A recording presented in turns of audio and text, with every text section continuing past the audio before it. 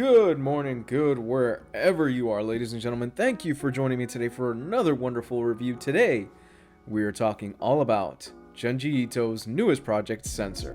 But first, let's do a little bit of housekeeping. If you would be so kind, hit the like button, hit the subscribe button down below.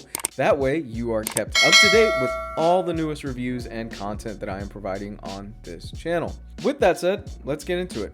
So Junji Ito is a writer that in the last few years has risen in prominence. He is widely regarded as one of, if not the best writer in horror that is doing manga and comics right now. It's actually truly impressive, his sudden rise to fame. He really broke into the scene when he did the book Uzumaki. That was the first time that I heard about Junji Ito, but he's been working in comics and in manga for much longer than that. Uzumaki is absolutely one of the most trippy and messed up things that I think you'll read. It gets in your head and it really just does not leave you. It sticks with you. And Ito's art really just is super effective. And we see all of those elements that we see in Uzumaki in his newest book right here, Censor. Now, Censor follows the story of a young woman that is exploring on top of a mountain. Sengoku, I believe is how you pronounce it. If I pronounced it wrong, please correct me down below in the description. I'm trying my best here, guys. When all of a sudden she is covered in these gold strands, and these strands are coming from a volcano at the peak of the mountain. She comes to find out that these gold strands have this really weird, unique ability that they kind of allow you to transcend space and time the more that you have of them. As she gets farther and farther to the mountaintop, she realizes there's a small village in here that literally worships the mountain. They worship the spirit that is inside of it. Through happenstance, she ends up looking up into the sky later that night and is confronted by an otherworldly being. If this sounds a lot like Lovecraft, it's because Ito takes a lot of that stuff and he reinterprets it, and he plays with a lot of cosmic horror elements in here. The night goes on and the lady is basically cocooned inside of this hair. She wakes up and she discovers that she is no longer the being that she was before. Time moves on and a reporter starts to investigate what exactly is it that happened on this mountain that is so weird, and all of these gold strands that are all over the place. What I really think Ito's biggest strength is that he is a master of the page turn. And what I mean by that is that a lot of times you have a writer and an artist, when they are designing their layout, they'll have the big gotcha moment right in the corner on a small panel, and it kind of ruins it. Ito doesn't do that. His big gotcha moments are always at the turn of a page. So whenever you turn a page, you get hit with that big moment, and there are several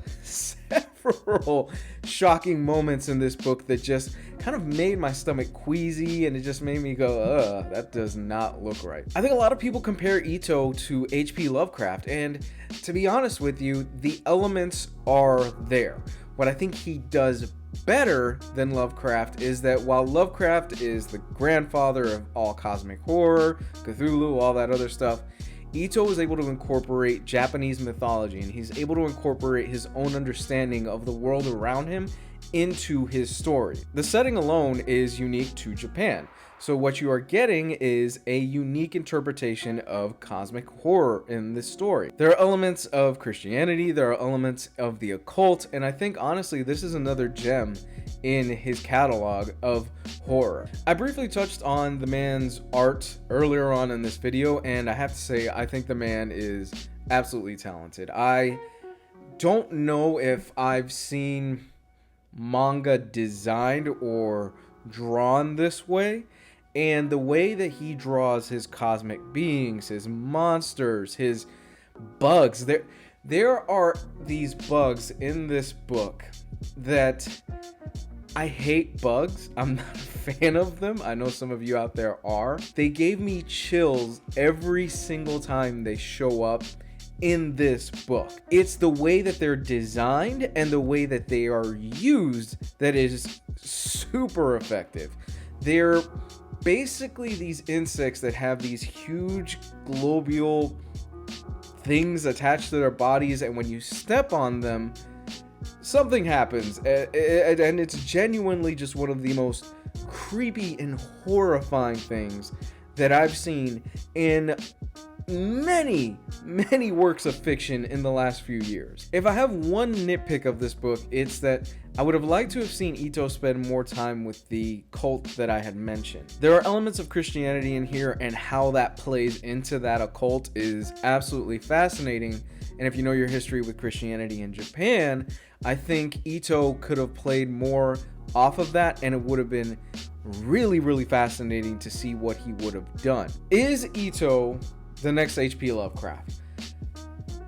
I think that's very hard to say right now, because Ito is still so young. He's had several books that are absolutely fascinating. He's been pumping out work after work after work, and honestly, the man is like J. Cole. He absolutely almost never misses on any of his projects, or Benny the Butcher, for those of you that are music fans and hip-hop fans like me out there. Now, production value wise, this is a sturdy little hardcover. I'm not gonna lie, the binding is tight. There's really not much else to it. The story is divided up into about 5 chapters, and it's a quick read all the way through. I think if you are looking for something to have on your shelf and you keep this away from your kids, this is an absolutely fantastic buy. I mean, it's 20 bucks.